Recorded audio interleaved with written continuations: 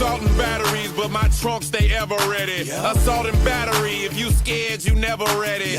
All right, Raw yesterday in Chicago, we had a big surprise with CM Punk returning, and honestly, it caught me off guard. I think I wasn't even watching Raw, to be honest. I got a message from Steve in our little group chat saying, "Turn on Raw, Punk incoming." It was something about like CM Punk's gonna show up, and I didn't know they were in Chicago, but it makes all the sense in the world, especially when you just build something up like that, and you're in that major city, you're in that city that you know is gonna go crazy for him no matter what, and the fact is, we haven't seen him since the night after WrestleMania.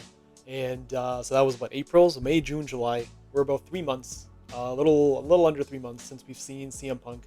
And all those rumors that circulated about him maybe not returning because something with AJ, and then just so much stuff was going around. And I really thought that they were going to wait maybe until SummerSlam or a major pay-per-view to really bring him back. But to have him come back on Raw, to have him come back on Raw in Chicago, have him win the WWE title on top of that just makes it that much more special. And that's what Monday Night Raws used to be like back in the day, where it was like every week you never knew what was going to happen, whether it be a title change, a return, a big match.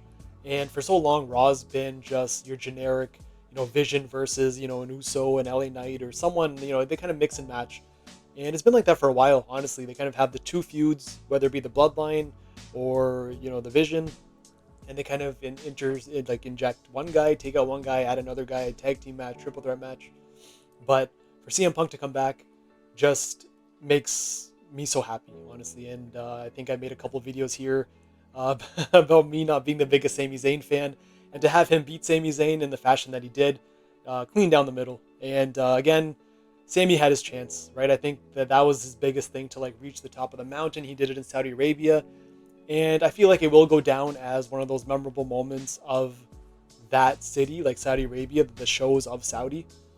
You'll look back and you'll be like, that is probably one of the greatest things to ever happen at one of those shows, the Sami Zayn winning the title, along with the Brothers of Destruction versus DX. But the title doesn't belong on Sami Zayn. And to be honest, I think they made a right move to not really drag on that title reign longer than it should have. I expected it longer than 9 days, though. I really thought it was going to be build up into SummerSlam. But by the way things are going now, and I'm going to make a separate video on this, SummerSlam is going to be 10 times better than WrestleMania. I think it's their first, because it's their first two-night SummerSlam. And it is a bigger commitment. It's a bigger financial commitment. It's creatively, it's a bigger commitment.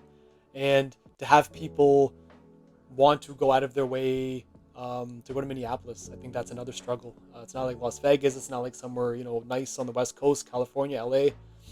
It's not somewhere where people will voluntarily go for a good time. So you have SummerSlam, sure. I think that in of itself will sell tickets regardless if it's a one-night thing. When you add a two-night thing, it makes it a little more difficult. And when you add Minneapolis on top of that, and again, you saw how WrestleMania was. I think people are finally starting to reject the fact that ticket prices are so high and that maybe the product isn't as good as it was coming out of WrestleMania 40. So people aren't really buying or watching and kind of investing as much as they were. Me personally, I'm one of those people. Sure, again, especially with the World Cup going on too, I think a lot of people's attention is on that. With the USA gone now, I think it might kind of go back to my WWE, and that's really baseball and wrestling are really the only things that are left to kind of watch on a weekly or daily basis. But for me, all my attention is on the World Cup. And before that, it was the playoffs, and wrestling kind of took a backseat when it came to a lot of the stuff. But once the World Cup is done, I'm sure my Mondays and my Fridays will not all be invested to wrestling, but a good portion of it.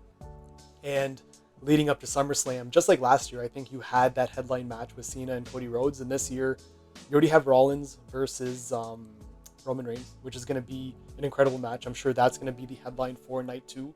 I do feel like that's the bigger rivalry. It goes back to over 10 years. So that will be your main event regardless.